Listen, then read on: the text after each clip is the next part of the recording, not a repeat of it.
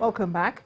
Residents of Edim Otop community in Calabar across River State are asking the state government to come to their aid in averting a major crisis as a result of the erosion that is daily sweeping through their community. The residents recall a tragedy that occurred 6 years ago when 7 persons lost their lives through similar circumstances. Our community report tonight looks at the plight of this community, especially now that the rains are here again. Our correspondent, Edim, reports.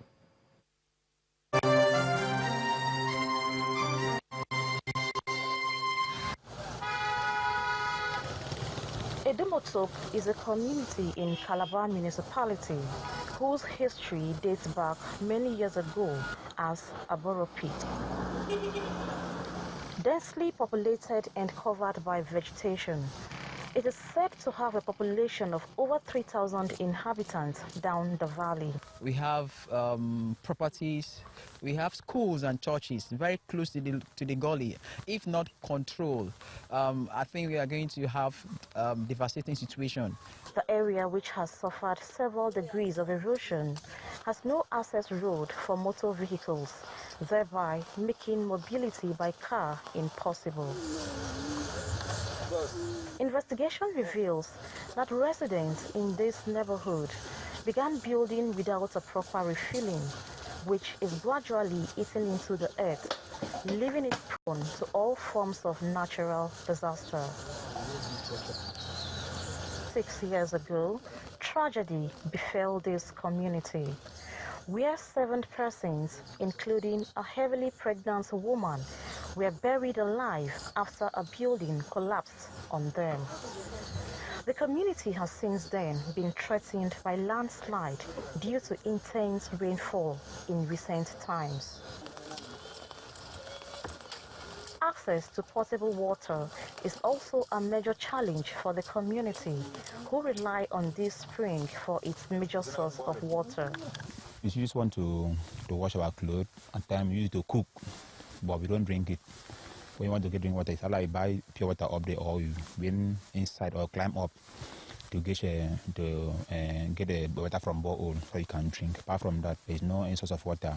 Within the axis of Borough Pit, at the University of Calabar Satellite Town axis, lies another major disaster waiting to happen.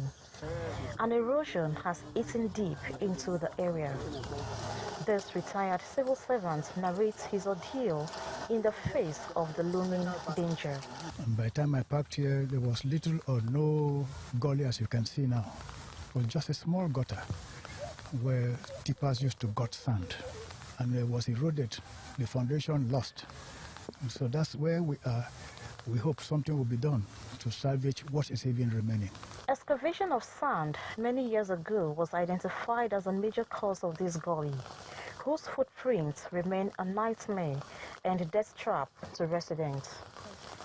They want government at all levels and relevant authorities to come salvage the situation before the whole community gets consumed. The Nigeria Erosion and Watershed Management Project promises to intervene while calling on residents to cooperate. All the backfilling in those gabion walls and undermined the backfields, scoring for sand, and today all the geotextile material, the gabions and other materials were all destroyed by the youth. And they said they don't want. So we have to do another set of designs for that Edim Otop. And of course, we cannot do it on our own without the cooperation of the communities. As the rain intensifies, the fate of these ones and those living around over 500 gully erosion sites across Cross River State depends on speedy intervention of government and other relevant agencies. Until then, the residents might find it impossible sleeping with both eyes closed. Edim, Channels Television News.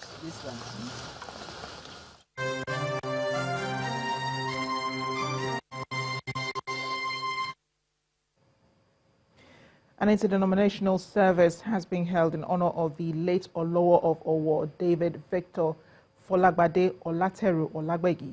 The National Overseer of the Redeemed Christian Church of God, Pastor Joseph Obayemi, in sermon during the service, said the late Olowo of Owo lived a fulfilled life and left a legacy.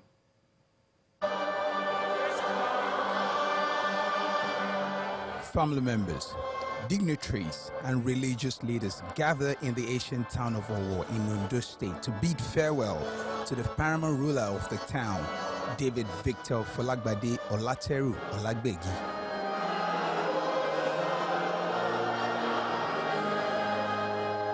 Members of the Olateru Olagbegi family say they will miss the departed king so much. I miss his tender love and care. I miss his firm and very strict discipline. My late brother was a very gentle gentleman, very friendly, very amiable, a very good leader. Apart from being the Olowo of Owo, he was also the head of the Olateru Olagbegi family. And he cherished education very much, as you can see. At the church service today, judges, lawyers, civil servants with legal background came because they wanted to do that as the last honor to Oba David Victor Folagbade Olateru Olagbegi. He's a gentleman, a loving man. You know, he's very quiet. He's a very quiet gentleman. And then being a lawyer, he's very firm.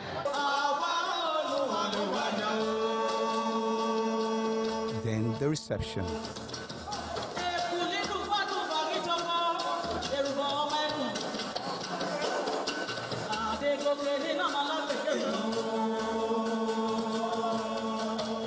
Oba Olagbegi, until his death, was the Chancellor of the University of Abuja and former Chairman, Ondo State Council of Traditional Rulers and Chiefs. He succeeded his father, Olateru, as the Olowo of Owo in 1999.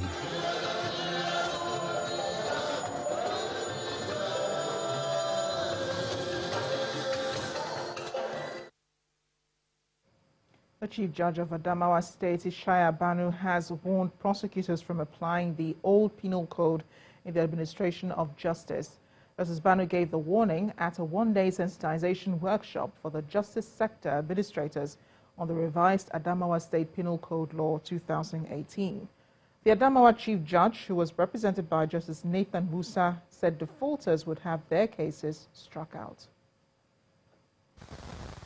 Gathered in this hall in Yola, the Adamawa State capital, are stakeholders from the judiciary, the Nigerian Bar Association, security agencies, and human rights organizations. They're here for a sensitization program on the innovations introduced in the new penal code for Adamawa State, which seeks to eliminate delays in justice administration and of cases and matters on adjournment. The chairman of the Nigerian Bar Association, Adamawa State Chapter, Barrister Aji Kamale, says the situation where a case will be pending for over 5 years is no longer tenable by this revised penal code. Some participants at the event share their views on the significance of the new penal code as it affects the people. As a magistrate, you cannot just wake up and just send any person to the prison like that. There should be a reason, and you cannot keep the person as an awaiting trial mate without trying him for the first 30 days. You're detaining him. You just have to try him. And in a situation whereby there are reasons, cogent and convincing reasons that makes you not to try that person within that stipulated time, you have to notify the CJ, which the CJ has the power to decide on what to do, and by so doing, you end up having a case being discharged within a reasonable time. That's the essence of the administration of criminal justice law in complementing the penal code we are discussing today. The new penal code is straightforward. That I believe the prison, since they said within 6 months every case must be dispensed, I believe that alone will discongest the prisons in Adamawa State. The Penal Code Law for Northern Nigeria, which was passed in 1963, has now been revised in Adamawa State. The new Penal Code, if fully implemented, is expected to help hasten the administration of justice in the state. On our review tonight, the Female Artists Association of Nigeria plays the recent works of art of their members in an exhibition in Abuja. The show, which is titled The Uncovered Female Artists, reveals the latest techniques that these women are working on.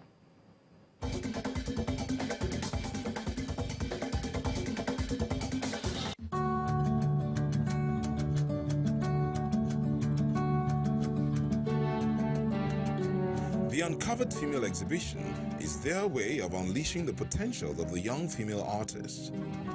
That much was revealed on the last edition of the program, which featured those that were part of the Female Artists Association. I've always been in the art world, so I'm very passionate about art. I'm very enthusiastic, especially about these artists who are really amazing, and about the association, the Female Artists Association in Abuja. So this is my passion, basically, my interest, and they are so wonderful. Some of the people here know them already. But I would like to showcase more of them. That's my point. Now, let's look closely at the topics these women are exploring and the way they interpret them, with a slice of their roots reflected. These works are ball pen on paper. It is titled The Black Models. The Black Models is a series I'm doing depicting the African woman and how the culture of the African culture has what the African culture does to the African woman. But you can see in today's woman or the contemporary woman, she has lived above the culture and traditions of her land. You can see women doing a whole lot. It wasn't done before. It was actually a taboo for a woman to even speak up.